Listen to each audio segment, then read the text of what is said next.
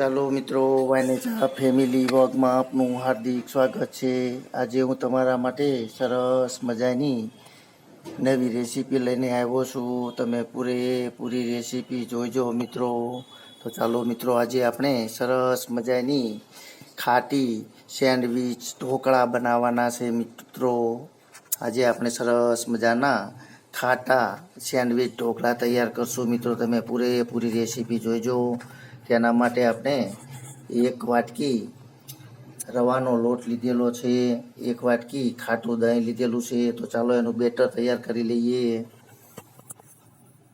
તમે ચોક્કસથી મિત્રો એકવાર આવા સેન્ડવીચ ઢોકળા બનાવજો, કારણ કે તેની અંદર બેટરને પલાળવાની ખૂબ જરૂર હોતી નથી। ફક્ત 15 મિનિટ સુધી જ આપણે પલાળીને તૈયાર કરશું। ત્યાર પછી તરત જ આપણા સેન્ડવીચ ખાટા ઢોકળા બનાવવાની શરૂઆત કરશું મિત્રો। તમે જોઈ રહ્યા છો, ખાટું દહીં ઉમેરીને સરસ મજાના આજે આપણે સેન્ડવીચ ઢોકળા તૈયાર કરશું મિત્રો।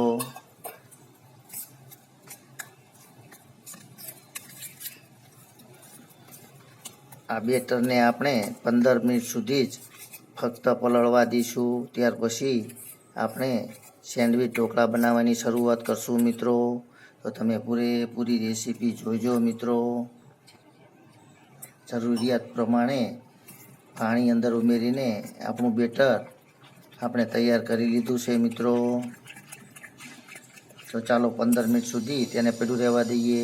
ચાલો મિત્રો, આપણે સરસ મજાની સેન્ડવીચ ઢોકળા જે બનાવી રહ્યા છે તેની સરસ મજાની ચટણી તૈયાર કરી લઈએ, કારણ કે તેની અંદર જે આપણે પાથરવાની ચોપડવાની હોય તે સરસ મજાની ચટણી તૈયાર કરશું। તેમાં લીલા મરચાં, ધાણા, આદુ, લસણ વગેરે ઉમેરીને બ્લેન્ડરથી સરસ મજાની લીલી ચટણી તૈયાર કરશું મિત્રો।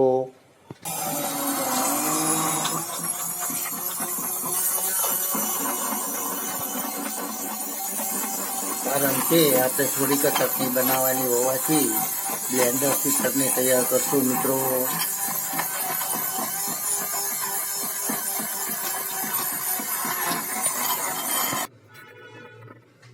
ચાલો મિત્રો, તમે જોઈ રહ્યા છો સરસ મજાની સેન્ડવીચ ઢોકળા ચટણી તૈયાર થઈ ગઈ છે મિત્રો। તમે જોઈ રહ્યા છો સરસ મજાની આપણી લીલી ચટણી સેન્ડવીચ ઢોકળા માટે તૈયાર કરી લીધી છે મિત્રો। તો ચાલો હવે આપણે આપણું બેટર તૈયાર થઈ જાય એટલે ઢોકળા બનાવવાની શરૂઆત કરશું મિત્રો। તમે પૂરેપૂરી રેસીપી જોઈજો। ચાલો મિત્રો, આજે આપણે સરસ મજાના ખાટા સેન્ડવીચ ઢોકળા તૈયાર કરી રહ્યા છીએ। તેનું બેટર સરસ મજાનું તૈયાર થઈ ગયું છે મિત્રો। તો ચાલો હવે આપણે થોડાક સૌપ્રથમ ડીશની અંદર તેલ ચોપડીને કાળા તલ ઉમેરવાના છે મિત્રો, કે સરસ લાગતા હોય છે સ્વાદની અંદર। ચાલો તો આપણે હવે સેન્ડવીચ ઢોકળા બનાવવાની શરૂઆત કરી લઈએ।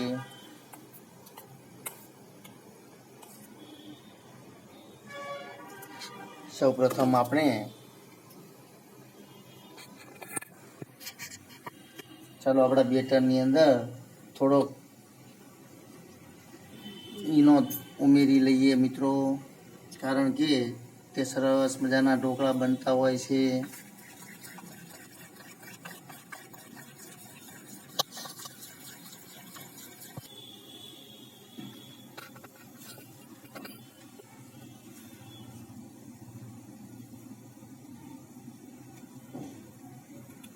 સૌપ્રથમ મિત્રો, આપણે આ રીતે આપણું બેટર અંદર પાથરીને 50% સુધી તેને પાકવા દેવાનું છે। ત્યાર પછી આપણી ચટણી અંદર લગાવશું મિત્રો।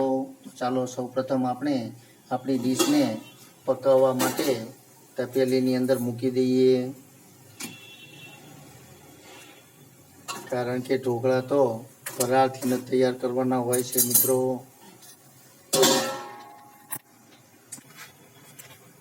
ચાલો મિત્રો, આપણું 50% જેટલું સરસ મજાના ઢોકળા પાકી ગયા છે। તો હવે એને બહાર કાઢીને તેના ઉપર ચટણી પાથરી લઈએ, કે જેથી કરીને સરસ મજાના આપણા સેન્ડવીચ ઢોકળા તૈયાર થઈ શકે મિત્રો। 50% આપણા ઢોકળા તૈયાર થઈ જાય એટલે કે પાકી જાય ત્યાર પછી આ રીતે આપણે ચટણી ઉપર પાથરવાની હોય છે મિત્રો.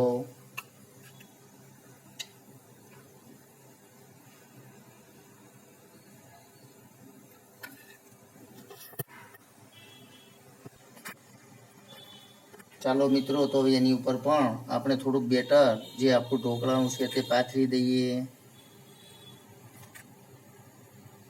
આ રીતે પ્રથમ ઢોકળાનું જે આપણે બેટર નાખ્યું હતું તેના પર ચટણી પાથરી છે 50% ચડી ગયા પછી, એટલે કે પાકી ગયા પછી. હવે તેના પર પણ બીજું આપણે બેટર પાથરી રહ્યા છીએ અને હજી પણ આપણે વરાળથી પકવવાનું છે 100% મિત્રો.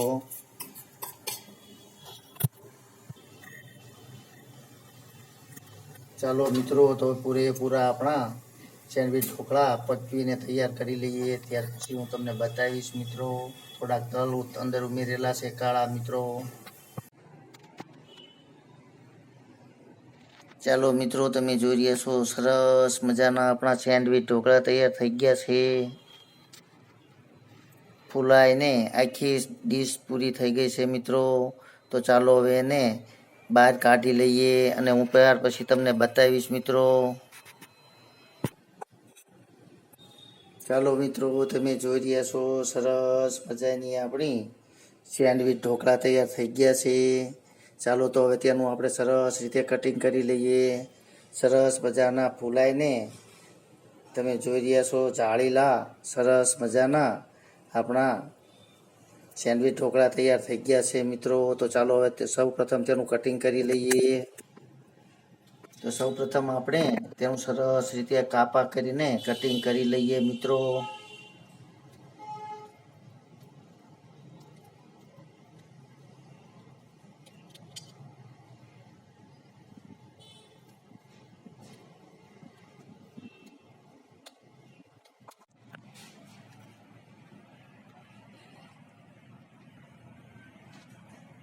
ચાલો મિત્રો, તમે જોઈ રહ્યા છો સરસ મજાના આપણા સેન્ડવિચ ઢોકળા તૈયાર થઈ ગયા છે.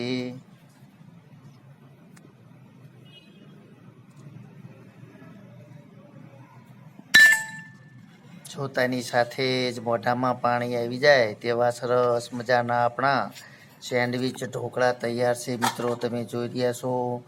તમે પણ આવા સેન્ડવિચ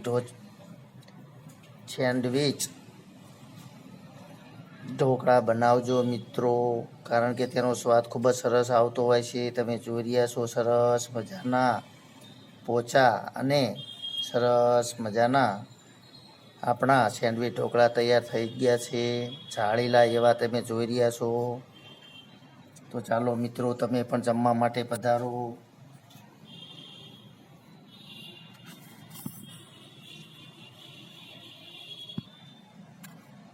ચાલો મિત્રો, તમે પણ મોઢામાં પાણી તમને આવી ગયું છે, ખાવાની ખૂબ જ મોજ છે.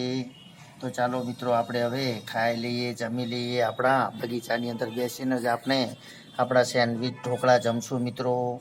જો તમને મારી આ રેસીપી પસંદ આવી હોય તો લાઈક કરજો, શેર કરજો અને સબસ્ક્રાઈબ કરજો મિત્રો, કે જેથી કરીને હું તમને બીજી પણ એવી રેસીપી બતાવી શકું મિત્રો.